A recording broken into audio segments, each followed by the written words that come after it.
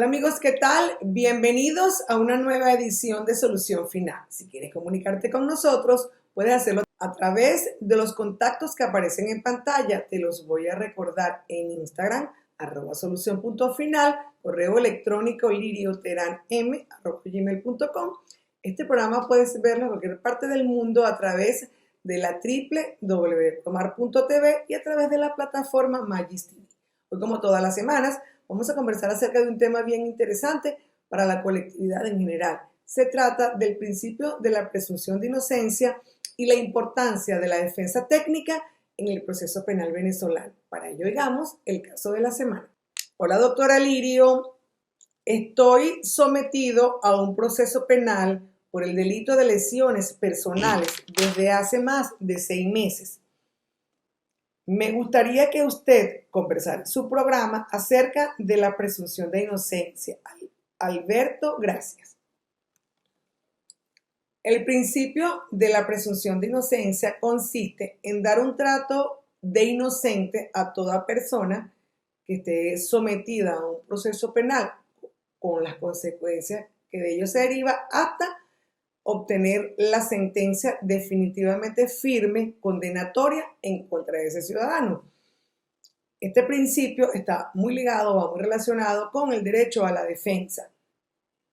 El artículo 49 constitucional prevé, por supuesto, que toda persona se considera inocente hasta que se demuestre lo contrario, e igualmente prevé que cualquier ciudadano tiene derecho a tener un abogado o ser asistido por un profesional del derecho desde el inicio de cualquier actuación en su contra. Igualmente prevé que esa persona debe tener tiempo suficiente para acceder a las pruebas y para poder ejercer efectivamente y eficazmente su derecho a la defensa, entre otras garantías que tiene el imputado o el investigado en materia penal. Ahora bien, igualmente prevé la norma que cualquier ciudadano que está sometido a un proceso penal pues tiene derecho de tener hasta 3 profesionales o 3 abogados que la asistan durante ese proceso penal. Pero no porque un ciudadano que esté sometido a un proceso penal tenga 3 abogados que lo asistan quiere decir o significa que esté bien representado, porque para nadie es un secreto que existen varios o existen algunos profesionales que afortunadamente no es la mayoría, que sin tener competencia o tener destreza en el área penal asumen defensa de ciudadanos por simplemente tener un logro o un beneficio económico. Situación que desde acá de Solución Final debemos reprochar, porque lo que se está en juego cuando un ciudadano está sometido a un proceso penal es el sagrado derecho a la libertad. Entonces, aquellos abogados que tenemos la responsabilidad de asumir defensas penales debemos estar preparados para ello. De ese tema vamos a conversar esta noche. Para ello vamos a contar con la presencia vía online de la ciudad de Caracas, con un profesional del derecho, especialista en esta área, docente universitario, quien nos va a explicar claramente cuál es el alcance de la presunción de inocencia, cuál es el alcance del derecho a la defensa y la importancia de que los abogados que toman defensas penales estén preparados para ejercer una defensa eficaz y eficiente a sus representados, porque repito, en manos de un abogado se encuentra la libertad o no de una persona que esté sometida a un proceso penal. Igualmente vamos también a hablar del derecho comparado, específicamente de México, en donde el juez de control, allá se llama juez de garantía, tiene la facultad expresa establecida en la ley de, en aquellos casos que observe que un abogado no está ejerciendo eficaz y efectivamente la defensa de una persona sometida a un proceso penal, tiene la facultad de advertir esa falta y de poder exonerarlo y buscar un abogado que sí cumpla con ese sagrado ejercicio del derecho a la defensa a favor de ese justiciable. Así que no te apartes de la pantalla de Promar Televisión, que en el próximo espacio iniciamos la conversación con el invitado de la noche. Ya regresamos.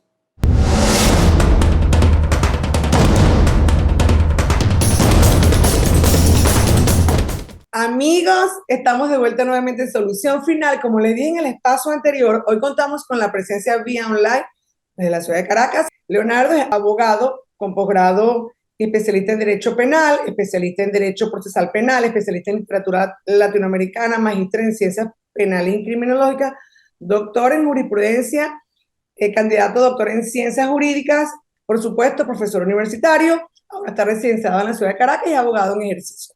Bienvenido el abogado Leonardo Pereira a Solución Final. ¿Cómo estás? Espero que te encuentres muy bien en tu programa.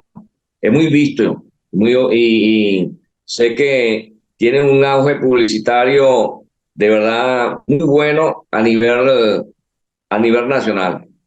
Gracias, Bueno, gracias. hoy vamos a hablar hoy vamos a hablar sobre la presunción de inocencia y el rol del abogado defensor técnico en el proceso penal, que es trascendental, es muy importante.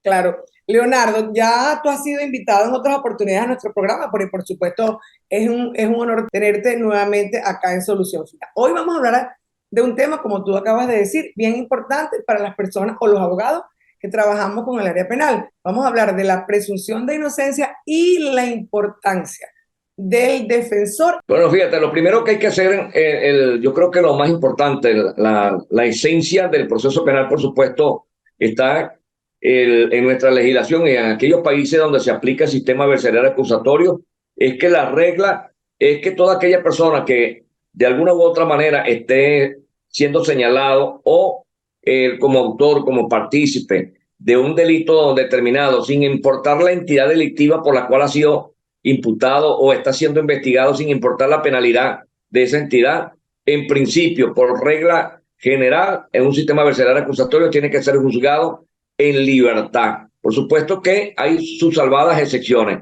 pero por regla general tiene que ser juzgado en libertad. Si no existe el peligro de fuga, el peligro de obstaculización, esa es la piedra angular de todo proceso acusatorio. Por el principio acusatorio y por el sistema adversarial acusatorio tiene que ser juzgado en libertad. Ahora bien, en cuanto al rol del abogado defensor técnico dentro del proceso penal, nosotros tenemos que ser muy claros, diáfanos en lo siguiente. Realmente es una falacia o un mito, por no decir que es una mentira tan grande como el obelisco de nosotros allá en el Barquisimeto. Eso de que la persona que está siendo investigada o la persona que está siendo imputada, al designar o a nombrar sus abogados defensores técnicos, ya está ejerciendo, se está materializando la defensa técnica. Eso es falso, eso es mentira, eso es un mito.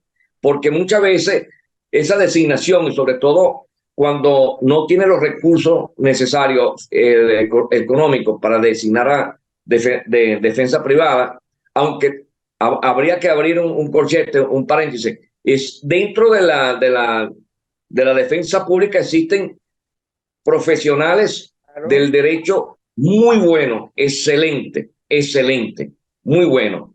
Pero también los hay que no desconocen pues, las ciencias jurídicas penales en el área penal, son neófitos, es decir, desconocen por completo. Y sí, hay que decirlo, ¿me entiendes? Poner el dedo en la llaga muchas veces a la gente no le gusta, pues, pero hay abogados defensores, tanto públicos como privados, que lo único que hacen es hablar con el imputado, con el justiciable y aconsejarle, entre comillas, mira, aquí no hay nada que hacer, tienes que admitir los hechos. Así es. Y eso es un grave error, porque muchas veces el justiciable le dice, pero bueno, doctor, ¿cómo pretende usted que yo admita los hechos si usted ni siquiera ha hablado conmigo? Usted ni siquiera sabe cómo me llamo yo. Usted ni siquiera ha leído el expediente, el asunto. Así es. Yo creo que usted debería leer primero el asunto, leer el expediente y luego conversar conmigo, que yo le comente, que yo le cuente todo. Porque realmente los hechos que me están siendo imputados yo no he cometido absolutamente ninguno de ellos.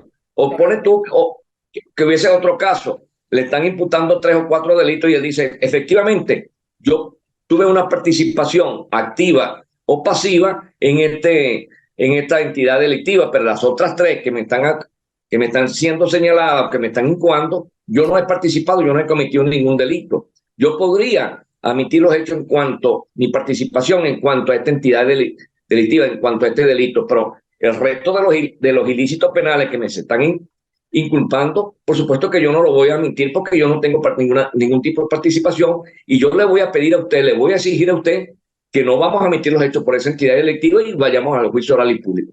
Eso es ser un buen defensor técnico. Porque fíjate, hay casos donde, para colocar otro ejemplo, en un homicidio, en un caso donde se estén imputando el delito de homicidio intencional calificado a una o a dos personas, y resulta ser que él designa, o sus familiares, o sus amigos más cercanos, a un abogado, ¿verdad?, que no tiene conocimiento realmente, no tiene la experiencia, no es veterano, porque tiene apenas 6 meses de graduado o 1 año de graduado y nunca, como ha sucedido muchas veces, nunca ha ido a una audiencia de presentación, a una audiencia de imputación, nunca ha ido a una audiencia preliminar y por supuesto nunca ha ido, nunca ha participado Claro. en un juicio oral y público. Y lo hay peores, ¿no? Que hay abogados que se hacen llamar penalistas, tienen 1, 2 o 3 años de graduado, asumen la defensa de esos delitos graves, legitimación de capitales, abusos sexuales, el delito de violación, el narcotráfico, es decir, delitos graves, que se requiere la experiencia, ¿verdad?, de personas que sean doctas dentro de las ciencias penales. Si esta persona asume esa defensa, por supuesto que no va a ejercer una defensa como tal. Hay una experiencia muy hermosa, Lirio, que ya la Corte de Apelaciones de Madrid, España, por ejemplo, han anulado, han decretado la nulidad absoluta de juicios, de sentencias, cuando el nuevo abogado defensor técnico ha probado, ha demostrado que su defendido no tuvo una defensa técnica porque el abogado defensor anterior a él no ejerció absolutamente el derecho a la defensa propiamente como tal. Que ese derecho a la defensa, ¿verdad?, es sumamente sagrado. Desde el punto de vista humanístico, se puede señalar como una nueva teoría, un nuevo constructo teórico que nace del derecho de la defensa y de la presunción de inocencia. Entonces, eso de tener, mira, eso causa sorpresa, causa estupor, pero al mismo tiempo también causa risa cuando alguien dice, cuando algún jurisdicente, algún juez de control dice, no, aquí no se está violentando, aquí no se está infringiendo el derecho a la defensa porque el ciudadano acá presente tiene su abogado defensor aquí. Sí, pero pregúntale qué experiencia tiene, si es un defensor público, el privado, o si es un defensor técnico, privado o público, pregúntale qué experiencia tiene. Resulta ser que no tiene conocimiento, él desconoce por completo lo que es la teoría general del delito, las causas de justificación, las causas de no punibilidad, la causa de inculpabilidad, la finalidad de la pena. Por supuesto, tener 1, 2 o 3 abogados designados, bien sea por el propio imputado, por la defensa, por los amigos más cercanos, o en este caso particular, por el Estado venezolano, porque al designar un defensor público penal, porque no tiene cómo pagar un defensor privado, eso no quiere decir de modo alguno que se esté materializando, ejerciendo el derecho a la defensa. Realmente muy interesante lo que estás diciendo, porque sirve este programa para hacer una reflexión en relación al derecho a la defensa. Yo comparto contigo plenamente, Leonardo, que no importa o no, un imputado o un investigado puede tener 3 abogados, pero el problema no es la cantidad, sino la calidad.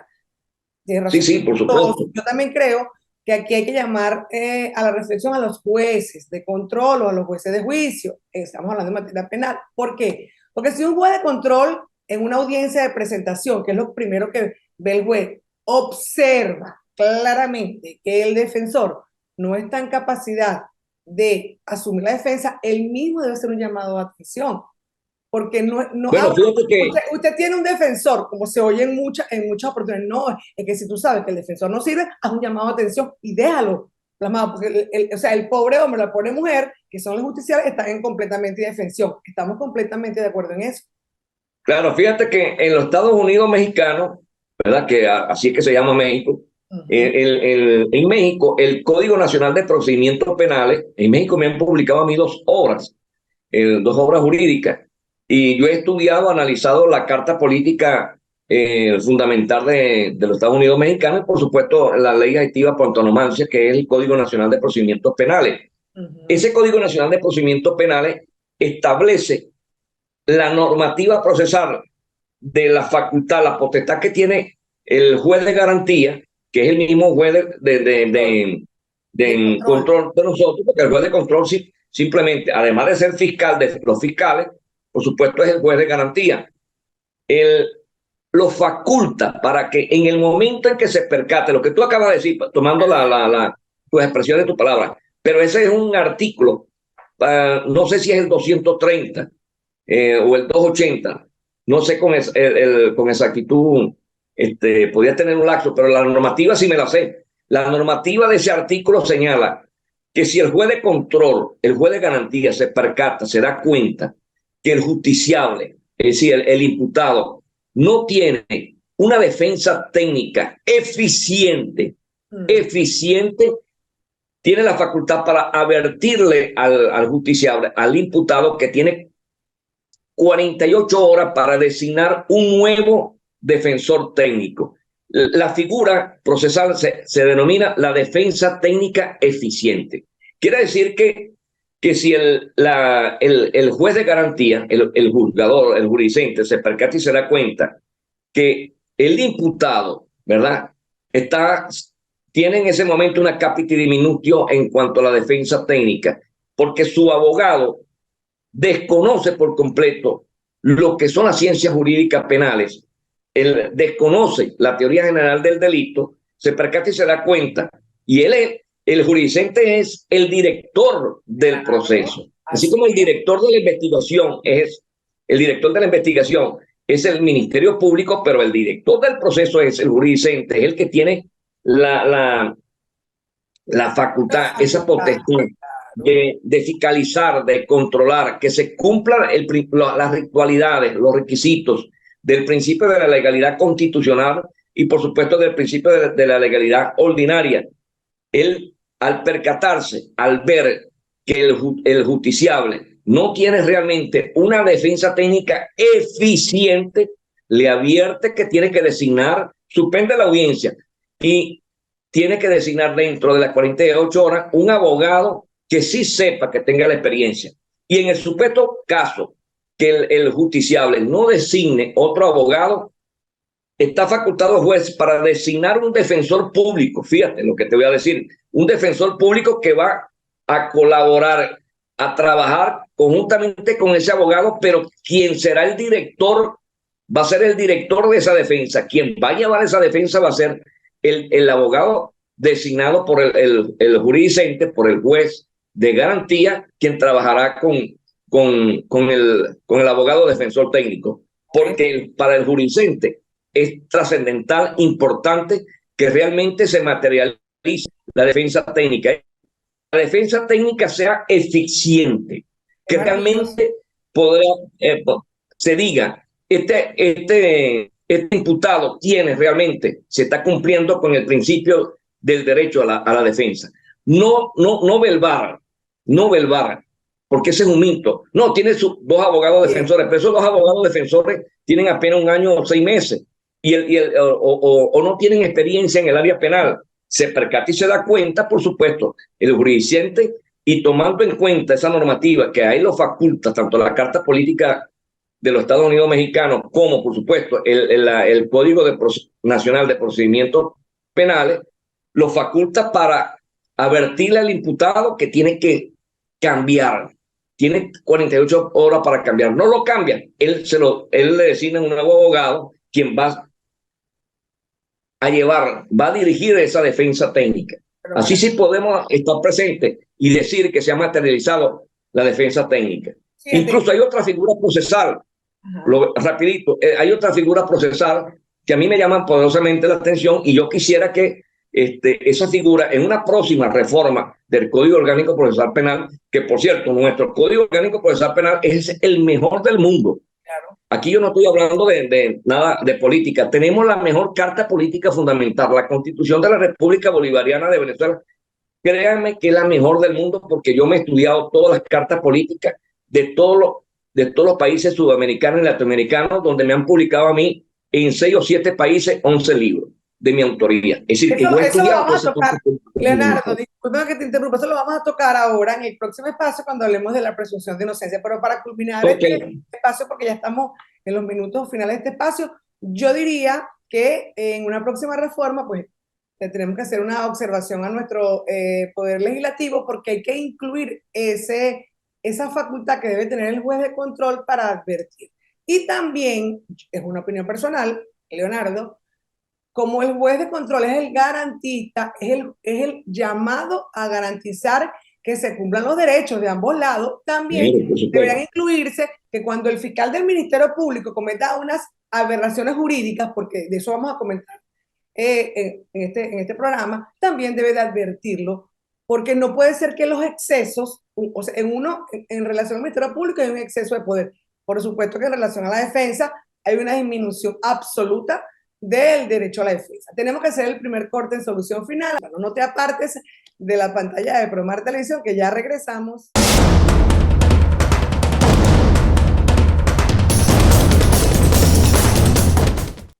Estamos de vuelta nuevamente en Solución Final. Hoy conversamos vía online de la ciudad de Caracas con el abogado Leonardo Pereira acerca de la presunción de inocencia y la importancia de la defensa técnica. Leonardo, explicaste en el espacio anterior, pues, la importancia de que el investigado, el imputado o el acusado tenga un abogado defensor que conozca la competencia y que sea apto, que sea eficiente y eficaz.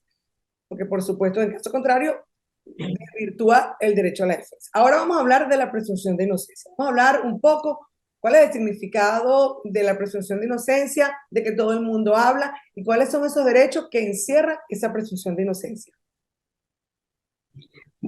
Bueno, Lidio, mira, en materia penal realmente no hay carga no hay carga probatoria, pues no hay carga de la prueba. Se dice comúnmente que el Estado venezolano, en este caso particular, que es el abogado acusador, es quien tiene que, por supuesto, probar lo único que se prueba en un juicio oral y público. ¿Qué es lo único que se va a probar y que se prueba en un debate oral, en un proceso penal público? Lo único que se prueba es la culpabilidad penal del imputado. Es lo único que se va a probar. No se puede probar el estado axiomático jurídico procedente de inocencia, lo que muchos denominan el principio de la presunción de inocencia. Para muchos es un derecho, para otros es un principio.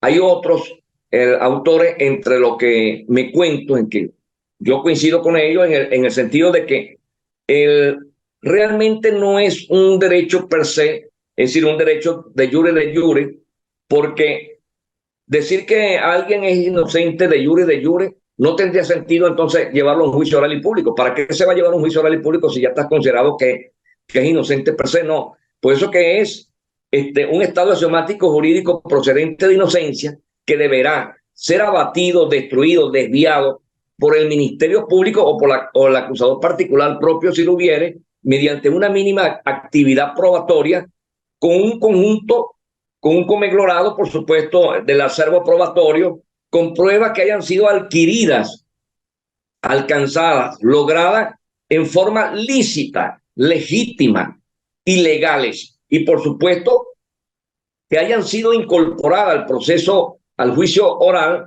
tal cual como lo establece el Código Orgánico Procesal Penal. De tal manera que nosotros estamos hablando, en primer lugar, que las pruebas sean lícitas.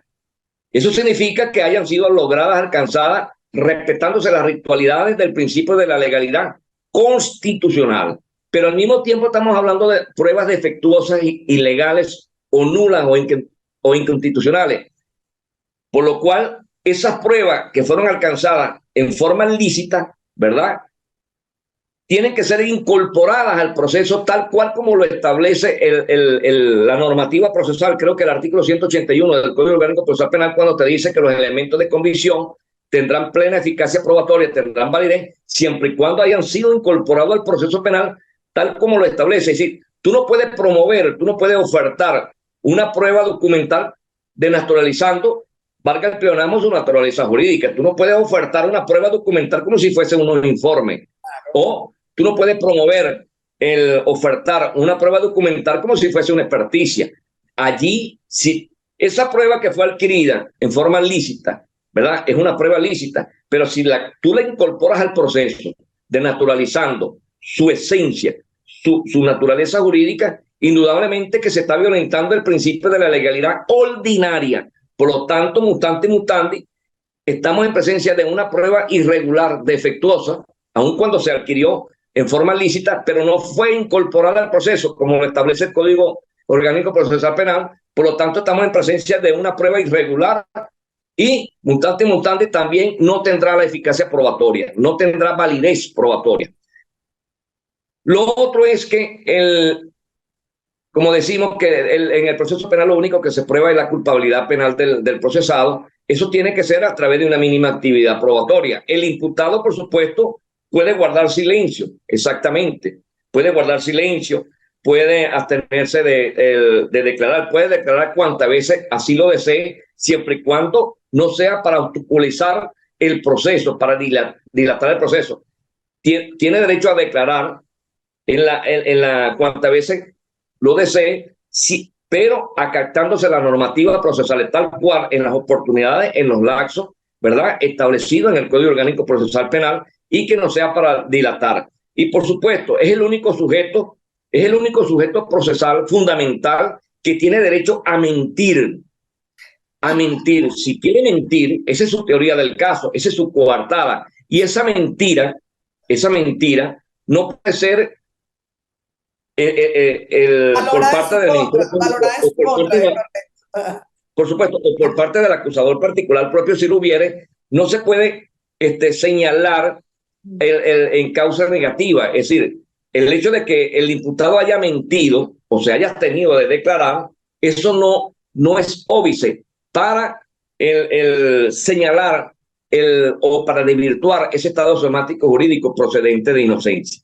Por supuesto, aquellas personas aquellos doctrinarios que señalan que en materia de derecho penal, procesal penal, no existe carga de la prueba, sí recuerda que ese aforismo jurídico que se aplica inclusive en todos los demás procesos judiciales, no solamente en el área penal, que es que quien alega tiene que probar. Si usted alegó y no probó, por supuesto, su acerto no va a tener eficacia probatoria. Y por supuesto que si usted alega y prueba, pero extemporáneamente, igualmente, desde el punto de vista legal, jurídico y procesal, no va a tener la eficacia probatoria. Entonces, quien alegue tiene que probar. Por supuesto, yo soy de las personas que señalan o mantengo este criterio. Hay muchos que cuando van a un proceso oral, aconsejan, pero orientan al justiciable, al sorprendido, a no declarar. Yo considero que el primer medio de prueba, el primer medio de defensa, de su defensa técnica o de su defensa material, si la ejerce el propio, en este caso sería defensa material, porque la ejerce es el propio imputado, es su declaración.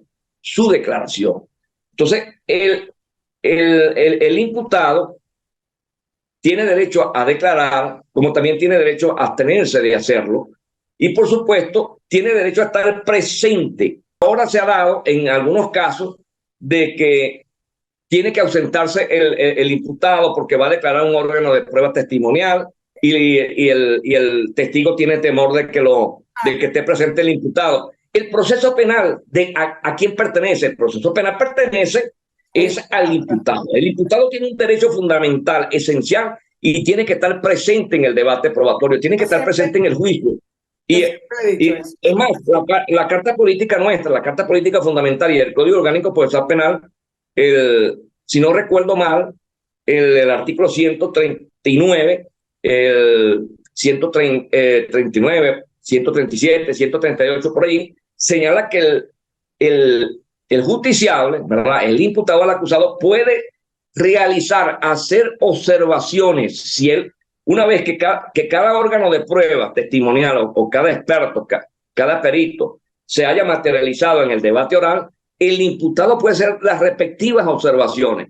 E inclusive, hay jueces que lastimosamente que poco les gusta mucho la lectura, ¿no? O no son dados a la lectura, a leer el derecho comparado, porque se ha dado el caso de que en los debates, en un debate oral, por supuesto, al ofertar a un testigo, un órgano de prueba testimonial, el Ministerio Público, por supuesto, que hace su interrogatorio, luego el jurisdicente, el juez, le otorga el derecho de palabra a la defensa, hace su interrogatorio, a veces es posible que el juez también haga algunas preguntas bien sea al perito, al experto o al órgano de prueba testimonial, y ha ocurrido que el propio acusado, el propio imputado o el justiciable, ¿verdad? Solicita el derecho de palabra y pide interrogar directamente al órgano de pruebas testimoniales, y el juez, por desconocer el derecho comparado, le dice que no, porque ya su defensa técnica, su abogado defensor ya interrogó o contrainterrogó, en este caso particular, y obvia por ejemplo, el Pacto Internacional de los Derechos Civiles y Políticos, que es un tratado, es un convenio, es un acuerdo internacional suscrito y aceptado por el Estado venezolano, es ley de la República, y en su artículo 14, numeral 4, literal I o literal E, señala expresamente que en el debate oral, en el juicio oral, el acusado tiene derecho, además de que el abogado defensor haya ejercido el interrogatorio o contrainterrogatorio, el justiciable, el acusado, tiene derecho a interrogar directamente a los órganos de pruebas testimoniales. Y muchas veces me ha tocado en algunos juicios orales y públicos, cuando el juez ignora esa normativa, yo solicito muy respetuosamente que se deje constancia en el acta respectiva que el justiciable solicitó, impetró, pidió el derecho que él tiene conforme al Pacto Internacional de los Derechos Civiles y Políticos a interrogar a ese órgano de pruebas testimoniales ofertado por el Ministerio Público, y por supuesto al negársele se le está violentando no solamente el derecho a la defensa, sino que se está violentando todo el debido proceso y el juicio previo. Eso va a dar materia, va a dar pie de que si la sentencia más adelante es desfavorable, es decir, que no sea favorable a las aspiraciones que tanto él como su abogado defensor tienen, hay motivos, hay razones fundamentales, esenciales de contenido para poder ejercer un recurso de apelación de sentencia firme. Así es. Yo quería hacer un comentario en relación a cuando tú dijiste, en tu exposición, dice que el imputado o el investigado se le tiene derecho a hablar siempre en una audiencia, pero yo difiero de eso, porque yo fui defensora pública penal de este estado muchos años, y no todos los imputados, los investigados, tienen la capacidad de expresar, porque a lo mejor una persona que tenga un poquito de seguridad puede relatar los hechos. Entonces, yo hoy en día, igual que soy abogada, en ejercicio siempre miro con mucha cautela eso. Si el imputado o el investigado tiene capacidad de poder narrar los hechos de forma coherente, mi consejo es, hay que mirar con lupa cuáles son las condiciones de verbo y de nervio en el momento que tenga el investigado. Pero muy interesante lo que acabas de decir. Por supuesto, yo coincido con tu criterio, con tu opinión en este sentido, por supuesto que sí. Fíjate que hay una errónea creencia por parte de algunos sujetos procesales fundamentales, en este caso particular, jurisdicentes, los jueces, que consideran que si el abogado, ¿verdad?, preparó, que es el debe ser, claro, el debe ser, porque el abogado en un sistema adversarial acusatorio se debe única y exclusivamente es a su cliente, no a la justicia, no a la justicia. Óigase bien, se oye un poco feo y se ve, aparentemente, cuando uno lo dice, existe un señalamiento público, pero no lastimosamente, sino que en un sistema adversarial acusatorio, de conformidad con el principio acusatorio, el abogado defensor técnico no se debe a la justicia, no se debe al tribunal, no se debe al Estado, se debe única y exclusivamente es a su defendido, a su cliente. Tiene que velar por realizar y hacer la mejor defensa técnica posible. Por supuesto, ¿cuál es el primer deber? Preparar los testigos, preparar los órganos de prueba testimonial, preparar a su cliente, comentarle cómo es un proceso oral para no no tenga ese temor, no tenga esa impresión. Y por supuesto, el, una cosa es preparar a un testigo, preparar a un imputado que manifestar y decir qué es lo que tiene que decir. Allí sí, por supuesto, se podía estar en presencia de una irregularidad, de una ilicitud, de una, digamos, de una entidad delictiva. Cuando yo le digo a un imputado que debe decir esto, o cuando yo le digo a un testigo, lo preparo para que falsee la verdad, por supuesto que sí, pero si yo le digo a un testigo, a los órganos de pruebas testimoniales, que yo voy a ofertar, ¿verdad? Que me cuenten cuáles son los hechos narrados, si fueron testigos presenciales, si fue que le dijeron para saber si son referenciales. Si yo le comento, los oigo y luego de oírlo le digo, mira, está muy bien la versión tuya, pero preferiblemente no utilices estas expresiones, no utilices estas palabras porque son ofensivas, son obscenas. Quiero que te dirijas con criterio, que declares pausadamente y bajo respeto cada vez que te interrogue la juez o que te interrogue la otra parte, en este caso particular sería la bendita pública, el Ministerio Público, quiero que responda con coherencia, ¿verdad? Trata de hacerlo inclusive con el más grande y el debido respeto. Ahí no hay ilicitud alguna, porque yo no le estoy manifestando que cambie su versión, sino que lo haga de una manera respetuosa. Y esa es la obligación del abogado defensor técnico, porque el abogado defensor técnico no se debe, como el sistema inquisitivo, que era oscurantista, esa paja, y disculpa esta expresión, que señalaba que si en el sistema inquisitivo, ¿verdad? Con el Código de Enjuiciamiento Criminal, yo recuerdo, porque ejercimos 9 años, yo ejercí 9 años en ese caso particular, se decía que, no, si el indiciado, porque era así que se llamaba en la figura procesal, si el indiciado posteriormente le manifiesta y le dice la verdad al abogado defensor provisorio, que después lo podía rectificar y era el defensor definitivo, le manifiesta la verdad que sí, que cometió el delito, tiene que ir al tribunal, coadyuvar, era la expresión que utilizaban, coadyuvar con la Administración de Justicia, coadyuvar con el Ministerio Público, para que la justicia triunfe. Bueno, mira, eso es retrógrado, eso es oscurantismo, ahí se violenta todo lo que es son los principios legales. Bueno, se viola el principio de la defensa, el debido proceso.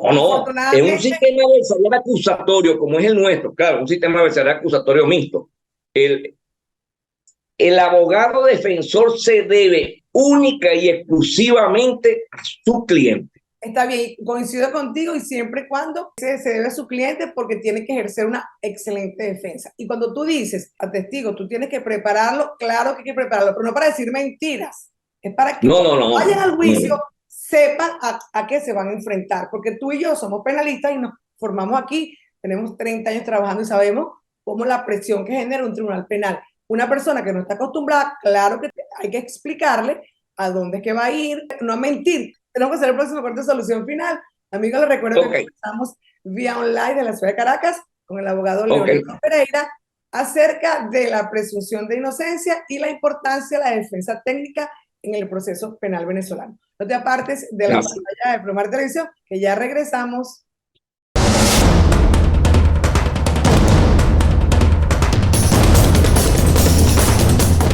Estamos de vuelta nuevamente en Solución Final. Hoy conversamos con el abogado Leonardo Pereira.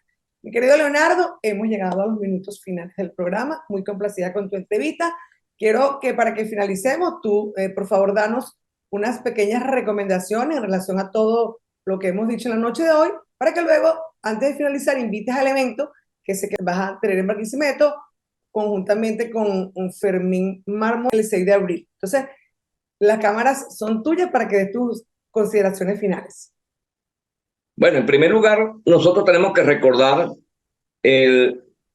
aquí sí voy a utilizar este término, lamentablemente tenemos un sistema adversarial acusatorio de papel.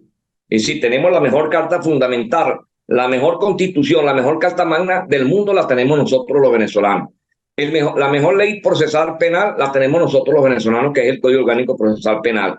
Pero tenemos esta disyuntiva que en teoría es la mejor carta política fundamental, el mejor Código Orgánico Procesal Penal, pero en el papel, en la práctica, en la praxis, lastimosamente, estamos en presencia de un sistema pro-inquisitivo que aquí se han invertido los factores. Ahora el Ministerio Público, la Bendita Pública, solicita medidas privativas de libertad por todo, por todo. Y por supuesto, el viola el principio de la legalidad y el principio de la buena fe porque inventa, crea, tiene una imaginación grande, grandiosa. Imputa otro tipo de delito, como el delito de asociación para delinquir, para que el justiciable quede privado de su libertad. Y el jurisdicente, el jurisdicente, ha olvidado que el juez de control, es el fiscal de fiscales, es el que va a fiscalizar a los fiscales y ministerios públicos, porque él es el director del proceso. Y como director del proceso, es el que tiene que velar por el fiel cumplimiento de el principio de la legalidad, por las ritualidades del principio de la legalidad constitucional y por las ritualidades del principio de la legalidad ordinaria.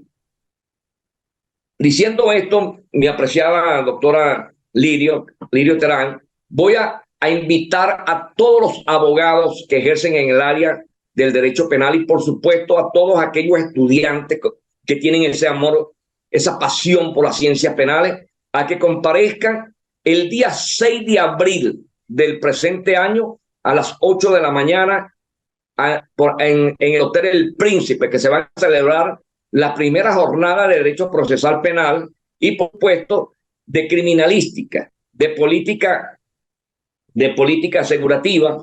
Y en este caso particular vamos a hacer dos ponentes.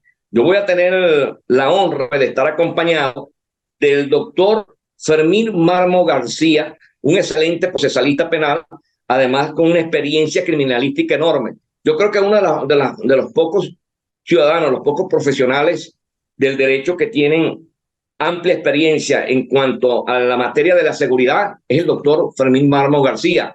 Vamos a aprovechar que ese gran maestro va para el estado Lara, va para Barquisimeto. Tengo conocimiento que abogados, amigos, tanto jueces activos, jueces, fiscal y ministerio público del estado Barinas, del estado Portuguesa, del estado Cogede, van a ir, incluso de la República de Carora, van a asistir al evento, van a asistir al evento más grandioso a efectuarse en la ciudad de Barquisimeto, en esa gran histórica y preciosa y hermosa ciudad como es Barquisimeto, del estado Lara, el 6 de abril. Yo los invito, vamos a estar estos dos ponentes y por supuesto ahí vamos lo que va a haber es un conversatorio, un intercambio de conocimiento y de saberes, porque en nuestra ponencia siempre hay ese intercambio pues, con todos los participantes, con todos los abogados, con todas las abogadas, con todos los estudiantes, hay ese intercambio. Vamos a aclarar las dudas y vamos a seguir hacia adelante. Nosotros tenemos el deber, la obligación siempre de ir hacia adelante porque de nosotros dependerá que más temprano que tarde tengamos una Venezuela próspera como siempre ha sido. Nosotros tenemos las mejores columnas que son los estudiantes. Yo soy profesor de varias universidades, de varias facultades de Derecho y créanme que yo me quedo asombrado. Ya yo he perdido esa capacidad de asombro porque tengo estudiantes que más temprano que tarde, en el momento que salgan por ejemplo, mis estudiantes de pregrado y los estudiantes de posgrado, de maestría, de doctorado, son tan excelentes, tan brillantes, que sé que más temprano que tarde esos serán los próximos jueces de las Cortes de Apelaciones, los próximos magistrados, los próximos ministros, los próximos abogados que van a litigar con honestidad, con probidad y con pleno conocimiento. Entonces, nos vemos en Barquisimeto el 6 de abril. Bueno, se les quiere mucho.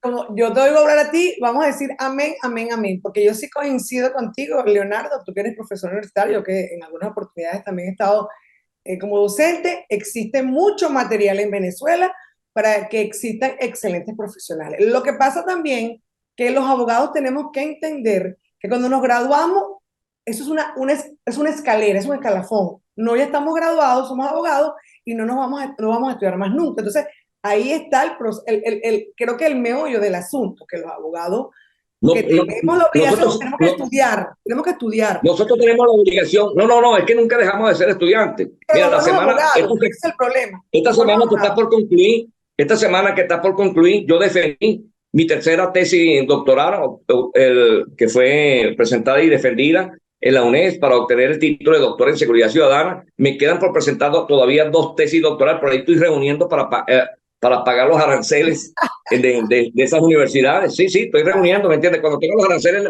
presento y defiendo esas respectivas tesis. Yo nunca he dejado de estudiar.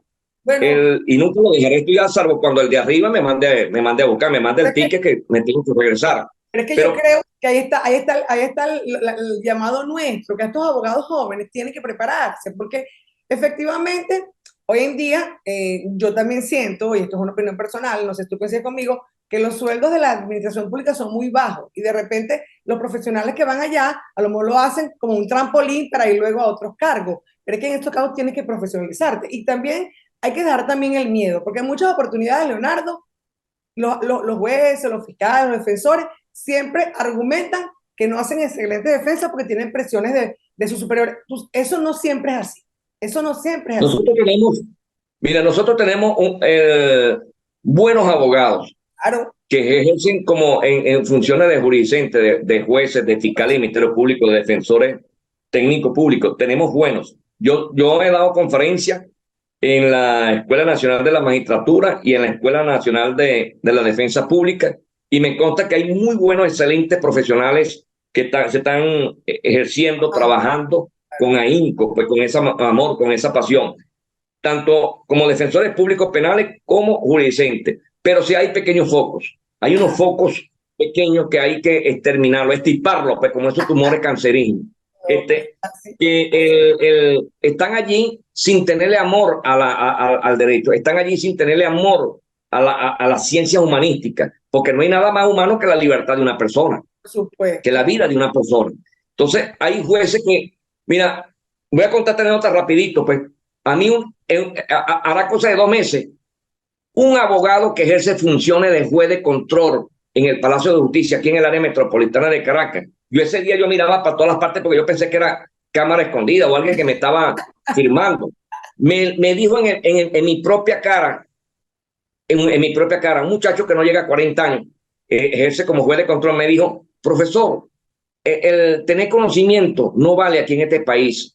Aquí no vale tener conocimiento. Aquí no vale seguir estudiando. ¿Para qué estudiar? Él después, por supuesto, se dio cuenta, se percató del gran hierro, ese gran error. Él no conseguía cómo enmendar, pues, cómo enmendar el capote como hicimos los caroreños. Porque había cometido ese error. Es decir, mira, yo miraba para todas las partes. Yo lo único que le dije: yo creo que tú estás errado, porque tú tienes una alta responsabilidad, que tú eres administrador de justicia, tú eres juez, se lo dije, tú eres juez, y tú, si yo estoy estudiando, que no soy juez, constantemente, preparándome constantemente, no dejo de estudiar, con mayor razón, tú, porque en tus manos ponen la vida y la libertad de una persona. Así es. Bueno, eso a mí me sorprendió, porque él es uno de los jueces de control y por supuesto tiene casos de envergadura, pues, que están en el tapete público.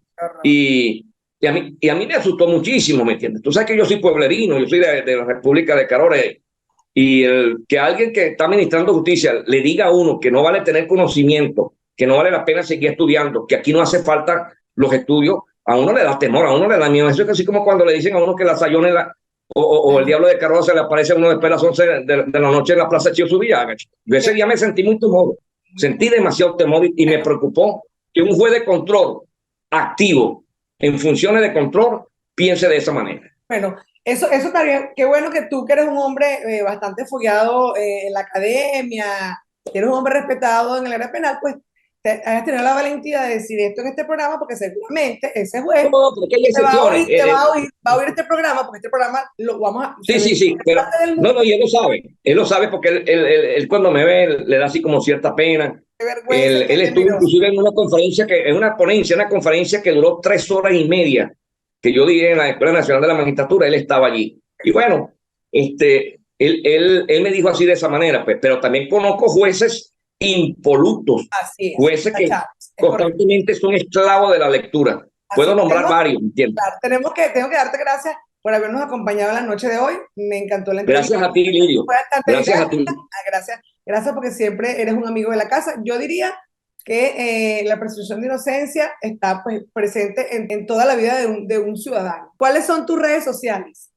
Mira, a mí me pueden buscar por las redes, en Instagram, en Twitter, como arroba Leo Permer, que significa Leonardo Pereira Meléndez, arroba Leo Permer. Y Okay. mi número telefónico, por supuesto, son 0426-554-9869, 0424-566-4857, y mi correo electrónico es leopermer.carola@gmail.com.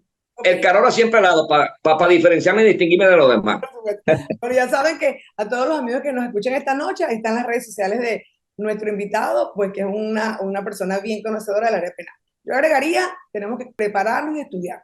Definitivamente, Gracias. en la medida que nosotros los abogados, tanto los que tienen la obligación de impartir justicia, fiscales o jueces, y los defensores públicos o privados, nos preparemos, en esa medida vamos a evolucionar. Y en esa medida se va a respetar el debido proceso porque cada quien hará lo que tenga que hacer de forma correcta. No hay más nada que decir, sino que nunca es tarde para hacer el bien. Y definitivamente, si tú conoces el problema, encontrarás la solución final. Nos vemos la próxima semana, Dios mediante. Chao.